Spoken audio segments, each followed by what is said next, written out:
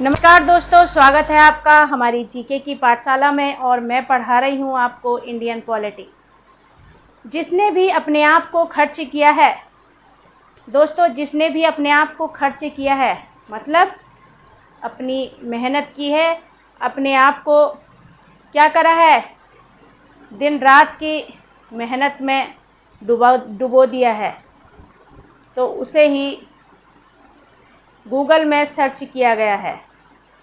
तो दोस्तों, आप ऐसे महापुरुषों को भी जानते होंगे जिन्होंने लाख परेशानियां सही, लाख मुसीबतें सही, लेकिन उन्होंने सक्सेस पाई।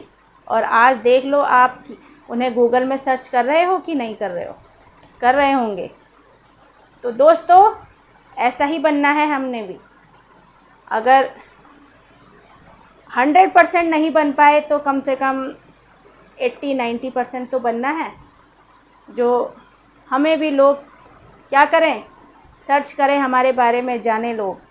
तो ऐसा बनना है आपने, ठीक है दोस्तों। तो हम क्या पढ़ रहे थे, संविधान सभा के बारे में पढ़ रहे थे, उनकी समितियों के बारे में हमने पढ़ा था, कौन कौन सी समितियां थीं। अब उन समितियों के क्या देखते हैं हम, अब उन समितियों के बारे में हम आज जानते हैं, ठीक है दोस्तों। तो दोस्तों, जो संविधान सभा की समितियां हैं, उन्होंने अब मिलकर क्या करा, संविधान तैयार कर दिया। आपको बताया था ना मैंने, 60 देशों का उन्होंने कानून देखा था, संविधान देखा था, तब जाकर अपने भारत के लिए संविधान तैयार किया। एक व्यक्ति तो यह कार्य नहीं कर सकता था, उसके लिए समितियां बनाई गई। क्या बनाई गई, समितियां बनाई गई। तो दोस्तों, संविधान सभा की समितियां जो हैं, संविधान सभा की समितियों ने मिलकर संविधान तैयार कर दिया। कितना टाइम लगा, एक दिन नहीं लगा बनने में संविधान को, 2 साल 11 महीने 18 दिन में संविधान बनकर तैयार हो गया। लेकिन अपनाया कब गया, 26 जनवरी 1949 में, 49 में संविधान को अपनाया गया। और लागू कब किया गया, 26 जनवरी 1950 में लागू किया गया। 26 जनवरी 1930 में भारतीय राष्ट्रीय कांग्रेस ने भारत को पूर्ण स्वराज घोषित किया, ठीक है, पूर्ण स्वराज घोषित किया। इसलिए 26 जनवरी को गणतंत्र दिवस बनाया जाता है। मतलब आप सोच रहे होंगे कि आखिरकार 26 जनवरी को ही क्यों गणतंत्र दिवस बनाया जाता है। तो दोस्तों, वो इसलिए बनाया जाता है क्योंकि 26 जनवरी 1930 में भारतीय राष्ट्रीय कांग्रेस ने भारत को पूर्ण स्वराज घोषित किया था, इसलिए 26 जनवरी को गणतंत्र दिवस मनाया जाता है। 24 जनवरी 1950 को भारत के राष्ट्रपति डॉक्टर राजेंद्र प्रसाद को चुना गया और राष्ट्रगीत और राष्ट्रगान को भी अपनाया गया। कब, 24 जनवरी 1950 को। फिर 22 जनवरी 1947 में भारत की प्रस्तावना को भी मान्यता दे दी गई। कब, 22 जनवरी 1947 में भारत की प्रस्तावना को भी मान्यता दी गई। तो देखिए कितने इम्पोर्टेंट हैं ये डेट्स। तो आपसे पूछ लिया जाएगा कि संविधान कितने दिन में, कितने साल में बनकर तैयार हुआ, तो आप क्या बोलेंगे, 2 साल 11 महीने 18 दिन में बनकर तैयार हुआ। फिर आपसे पूछ लेंगे कि आखिरकार 26 जनवरी को ही क्यों गणतंत्र दिवस मनाया जाता है। तो दोस्तों, इसलिए क्योंकि इस दिन भारतीय राष्ट्रीय कांग्रेस ने भारत को पूर्ण स्वराज्य घोषित किया। फिर आपसे पूछ लेंगे कि संविधान कब अपनाया गया, अपनाया गया पूछेंगे तो क्या बोलेंगे, 1949 में, 26 जनवरी 1949 में अपनाया गया। और लागू कब किया गया, 1950 में, ठीक है, 1950 में लागू किया गया। अब 1950 में 24 जनवरी 1950 को और क्या क्या किया गया, तो आपसे पूछ लेंगे, भारत के राष्ट्रपति डॉक्टर राजेंद्र प्रसाद को चुना गया, राष्ट्रगान और राष्ट्रगीत को अपनाया गया, ठीक है। 22 जनवरी 1947 में भारत की प्रस्तावना को भी मान्यता दे दी गई। हमारा जो भारतीय संविधान है पहले किस में लिखा हुआ था? इंग्लिश में लिखा हुआ था और हाथों से लिखा हुआ था हमारा भारतीय संविधान। राम मनोहर सिन्हा और नंदलाल बोस ने संविधान में सारी चित्रकारी करी। जो आप देखते हैं ना उसमें कि संविधान में जो क्या करी गई है, पेंटिंग्स की गई है, देखना एक बार जाके। तो वो दोस्तों किसने की है? राम मनोहर सिन्हा और नंदलाल बोस ने संविधान में सारी चित्रकारी की है। प्रेम बिहारी नारायण और रायजादा ने इंग्लिश में संविधान लिखा था। किसने? प्रेम बिहारी नारायण रायजादा ने इंग्लिश में संविधान लिखा था। संविधान प्रकाशित हुआ था कहाँ प्रकाशित हुआ था संविधान? देहरादून में। देहरादून में संविधान प्रकाशित हुआ था। हिंदी में अनुवाद बसंत कृष्ण वैद्य ने किया था। किसने? बसंत कृष्ण वैद्य ने इसका हिंदी में अनुवाद किया। इंग्लिश में किसने किया था इसका अनुवाद? इंग्लिश में किया था प्रेम बिहारी नारायण रायजादा ने, और इंग्लिश में हिंदी में अनुवाद किया था बसंत कृष्ण वैद्य ने। अब संविधान की जो मुहर है वो क्या है? हाथी। क्या है? हाथी। अब जिन्ना और जो गांधी हैं उन्होंने कभी भी संविधान सभा के ये सदस्य नहीं रहे, और संविधान सभा के जो सचिव थे वो कौन थे? M.A. अयंगर। कौन थे सचिव? M.A. अयंगर। इन्हें बड़ा पद मिला हुआ था, मैंने आपको बताया है सारा सचिव के बारे में, ठीक है। जिन्ना और गांधी जी कभी भी संविधान सभा के सदस्य नहीं थे। ग्रैनविल ऑस्टिन ने राज्य के नीति निर्देशक तत्वों को भारत की क्या कहा? आत्मा कहा। अब भारतीय संविधान की विशेषताएं देख लेते हैं, ठीक है दोस्तों। तो दोस्तों जो भारतीय संविधान की जब रचना हुई तब अनुच्छेद कितने थे? 395 अनुच्छेद थे, 8 अनुसूचियां थी और 22 भाग थे।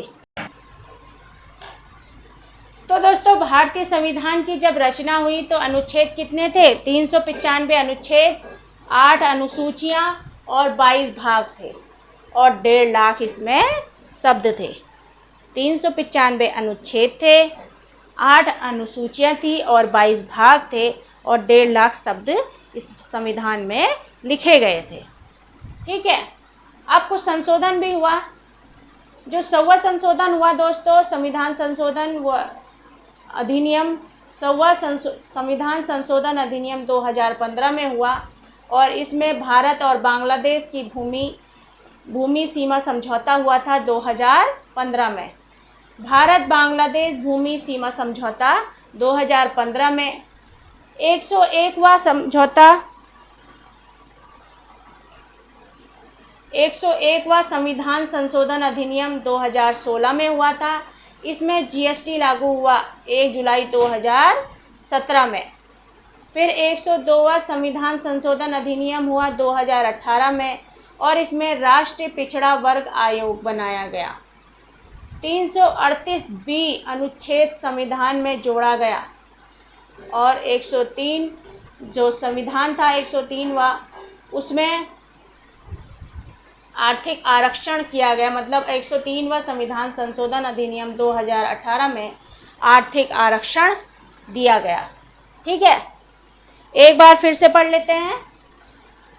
हमारे भारतीय संविधान की जो विशेषताएं हैं उसमें जब रचना हुई तो 395 अनुच्छेद थे, 8 अनुसूचियां थी और 22 भाग थे। 1.5 लाख इसमें संविधान थे, नहीं सॉरी दोस्तों, शब्द थे। अब संशोधन जो हुआ 100वां संविधान संशोधन अधिनियम 2015 में, और इसमें भारत बांग्लादेश भूमि सीमा समझौता हुआ था 2015 में। 101वां संविधान संशोधन अधिनियम 2016 में, ठीक है। और इसमें क्या हुआ? GST लागू हुआ 1 जुलाई 2017 101वें संविधान संशोधन में। फिर 102वां संविधान संशोधन अधिनियम हुआ 2018 में। इसमें राष्ट्रीय पिछड़ा वर्ग आयोग बनाया गया। फिर 338B अनुच्छेद संविधान में जोड़ा गया। 338 बी अनुच्छेद, ठीक है। फिर 103वां संविधान संशोधन अधिनियम हुआ 2018 में, और उसमें आर्थिक आरक्षण दिया गया। तो इस तरह से संविधान दोस्तों बनाया गया था, और इसमें क्या करा गया, सबको समान क्या दिए गए, अधिकार दिए गए, सबको समानता के अधिकार दिए गए, सबके धर्मों के हिसाब से उनको अधिकार दिए गए, कोई भी बड़ा छोटा नहीं है, सब बराबर है, ठीक है।